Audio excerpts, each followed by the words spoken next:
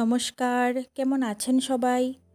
আজ বৃহস্পতিবার, সকাল এখন 10:30। ডিঙ্কা চলে গেছে স্কুল, ওর পাপাও চলে গেছে অফিস। ঘর এখন একেবারে ফাঁকা। আজ অনেক দিন পর বেশ সুন্দর ঝলমলে রোদ দেখা মাত্রই সবাই প্রচুর কাপড় চোপড়ও ধুয়েছে। দেখুন, আমি অবশ্য আজকের দিনটা বাদ দিলাম, আজ আর মেলার জায়গা হবে না, ভাবছি আগামীকাল আমি ধোবো। এবার ভেতরে যাই, রান্নাবান্না শুরু করি, না হলে আবার পরে দেরি হয়ে যাবে। গত এক সপ্তাহ যাবৎ টিঙ্কার পাপার শরীরটা বিশেষ ভালো নেই। ও একটু পেটের অসুখে ভুগছে এক সপ্তাহ ধরে। 3-4 দিন এক নাগাড়ে ও সেদ্ধ ভাতই খেয়েছে দুবেলা করে।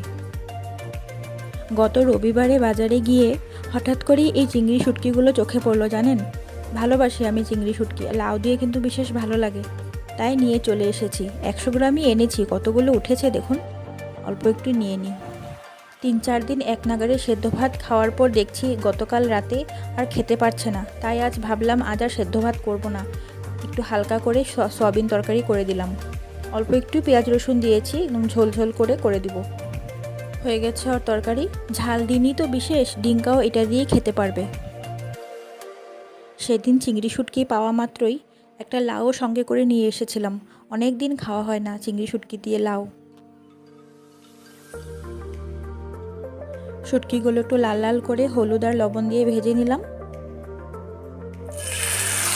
একটা মিডিয়াম সাইজের পেঁয়াজ কুড়িয়ে দিয়েছি গ্রেটারে, পেস্ট করে দিলেও হয়, তথাপিও আমার মনে হয় পেস্ট করার থেকে কুড়িয়ে দিলেই বেশি ভালো লাগে আমার কাছে। 4-5 কোয়া রসুন থেতো করে দিয়েছি, সাথে লবণ, হলুদ আর সামান্য মরিচের গুঁড়ো, কাঁচা লঙ্কা আর জল। আর কিছু মশলা এখানে প্রয়োজন হয় না।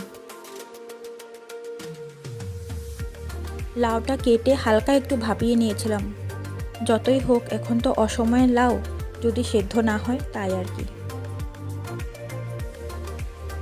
ভালোভাবে মিশিয়ে মশলার সাথে 5-10 মিনিটের জন্য ঢেকে দিব। ঢাকনা সরিয়ে মাছগুলোও দিয়ে দিলাম। এবার ভালোভাবে মিশিয়ে আস্তে আস্তে করে ঢেকে রান্নাটা করব, তাহলে মাছগুলো সুন্দর নরম হয়ে যাবে। এখনও বেশ অনেকটা কিন্তু জল আছে। তরকারি কিন্তু পুরো রেডি হয়ে গেছে, জলও শুকিয়ে গেছে, সুন্দর নরমও হয়ে গেছে। রান্নাবান্না শেষ করে এসে ফ্রেশ হয়ে এসে কিছুক্ষণ বসবো এখন। ডিঙ্কারও ছুটি হতে এখন অনেকটা সময় আছে।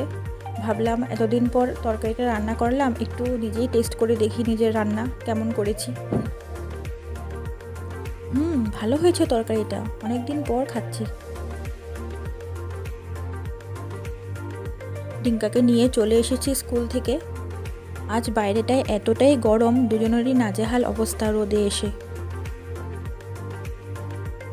আসার সময় বায়না করছিল দোকান থেকে অরেঞ্জ জুস কিনে দেওয়ার জন্য, তো আমি ওকে বললাম চল বাড়িতে গিয়েই তোকে অরেঞ্জ জুস বানিয়ে দিব। বাড়িতে গ্লুকন-ডি ছিল, সেটাই জলের সাথে মিশিয়ে দিচ্ছি ওকে। প্রথমে খেয়ে বলছি এটা ভালো না, এখন যা গরম পড়ছে তাতে করে এই গ্লুকন-ডি জলের সাথে মিশিয়ে বা লেবুর শরবত একটু করে খাওয়াটাই মনে হয় ভালো।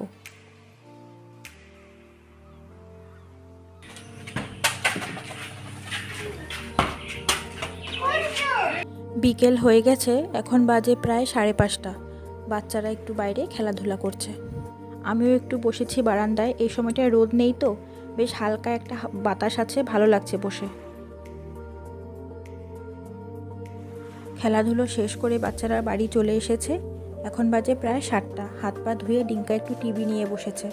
ওর পাপাও চলে এসেছে, একটু চা করে নিয়েছি, সাথে কয়টা চিপস ভেজেছি। গত মাসে যখন বাড়ি গেছিলাম এক্সপো এসেছিলো, তো সেই এক্সপোর থেকেই চিপসগুলো নিয়ে এসেছিলাম। অনেক রকম চিপস মিশিয়ে একসাথে নিয়ে এসেছিলাম। এখানে সাবুর পাঁপড়, তারপর লাল বিট, অনেক রকম চিপস মিশানো আছে। চলুন তাহলে আমরাও এবার চা খাওয়া শেষ করি, তারপর ডিঙ্কাকে নিয়ে একটু পড়তে বসাই, সামনে ওর পরীক্ষা। ভিডিওটাও তাহলে আজ এখানেই শেষ করছি। সবাই ভালো থাকবেন, দেখা হবে পরের আরেকটি ভিডিওতে।